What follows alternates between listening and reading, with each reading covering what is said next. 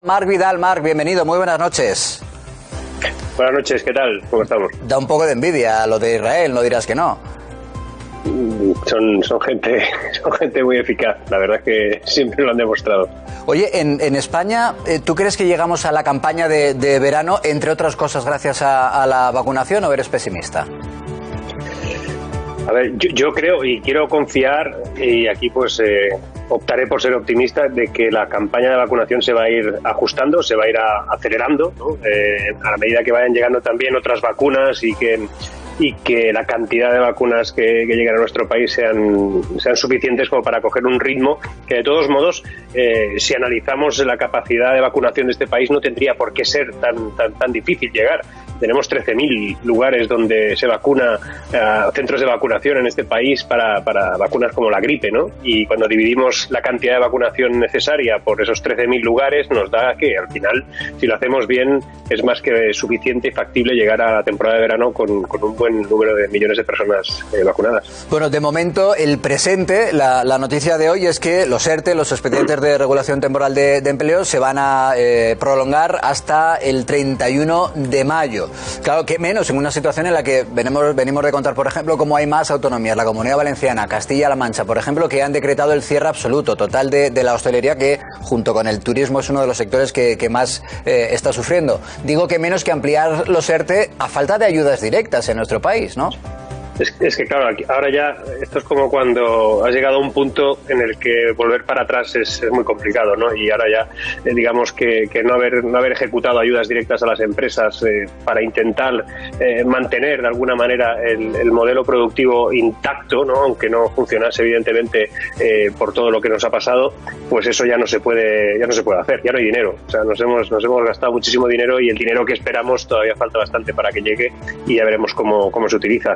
Pero está claro que este país es lo que es. Este país no tiene petróleo, este país pues tiene un motor económico que es el turístico, y hay que salvaguardarlo de alguna manera. Lo que pasa es que, al final todo el mundo se agarra a un clavo ardiendo, y es evidente que los ERTE, pues de alguna manera son ese clavo, pero no son más que un amortiguador bastante, yo diría que complejo de aceptar, ¿no? Esos 700.000, 600.000, las personas que todavía están en ERTE, la gran mayoría de ellas están en ERTE de una empresa que probablemente no abra, y si abre, va a abrir en unas condiciones tremendamente deterioradas y con muy pocas posibilidades de expandir, de crecer, de buscar fórmulas para superar este verano, que tampoco va a ser un verano como el del 2019.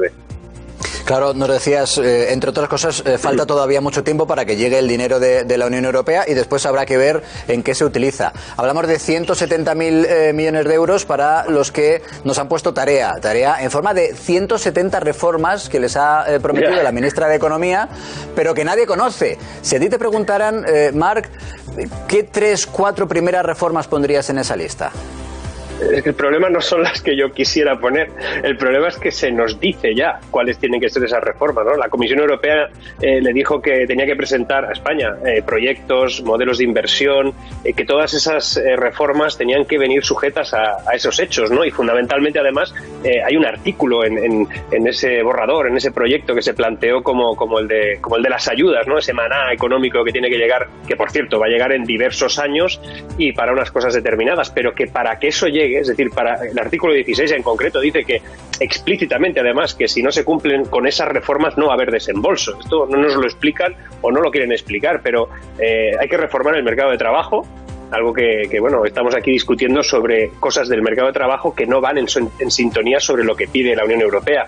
Liberalizar el mercado, además nos hablan de que reformemos el sistema de pensiones, y estamos ahí viendo cómo lo vamos a hacer para que sobrevivan y se mantengan en el nivel adquisitivo que tenían. Una reforma del sistema educativo que además hemos hecho una reforma reciente que parece que tampoco va a ser la que nos piden de Europa, y además hay que atacar el tema de la formación profesional, que en este país continúa siendo un escenario educativo que parece que es de segunda clase, ¿no? Cuando no tendría que ser así, precisamente porque el mercado laboral del futuro pide profesionales que estén formados en ese ámbito, ¿no? En el mercado profesional. Yo creo que las reformas, al final, que están encaminadas fundamentalmente, o por lo menos están encaminadas a crear una economía mucho más ágil, más eficaz, más moderna, más tecnológica, pues yo no sé hasta qué punto está este gobierno y a veces hasta dudo de la propia oposición, tienen realmente claro lo que significa, ¿no? Este país, y aquí hablo de todos los gobiernos que han habido en los últimos 12, 14 años, ha sido incapaz de ejecutar los fondos de cohesión europeos más allá del 35%, es decir, del dinero que nos han dado.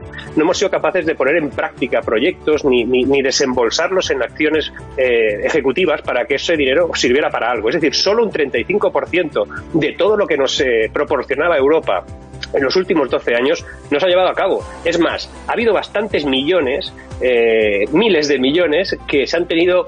Bueno, no se han devuelto porque no han llegado, se han quedado allí sin que llegaran porque no se han ejecutado. Y esto es tremendamente preocupante. Es decir, este país no tiene la capacidad de poner en marcha proyectos. Entre los fondos de cohesión, yo dudo sinceramente que va a ser capaz de poner según qué proyectos ahora mismo con respecto a esa modernización exigente que precisamos para hacer más compleja nuestra economía y que las crisis que vengan, porque esta ya la tenemos encima, las que vengan, que vendrán otras, pues nos duren menos y sean menos profundas. Sí, somos el país de la Unión Europea, que esto la verdad que duele decirlo, el país de la Unión Europea con peor porcentaje de ejecución de los presupuestos de la propia Unión, que era lo que explicaba Marc. Por cierto, ¿crees que están, lo has dejado caer, pero crees que están en riesgo los millones procedentes de la Unión Europea si, por ejemplo, el gobierno cumple la reforma laboral a la que se comprometieron en su acuerdo de gobierno? Yo es que a veces me sorprendo, ¿no? O sea, y bueno, y a lo mejor es porque yo soy un iluso, pero exactamente ellos cuando les dicen desde Europa ustedes tienen que hacer esto o no hay desembolso, ¿en qué están pensando cuando hacen lo contrario?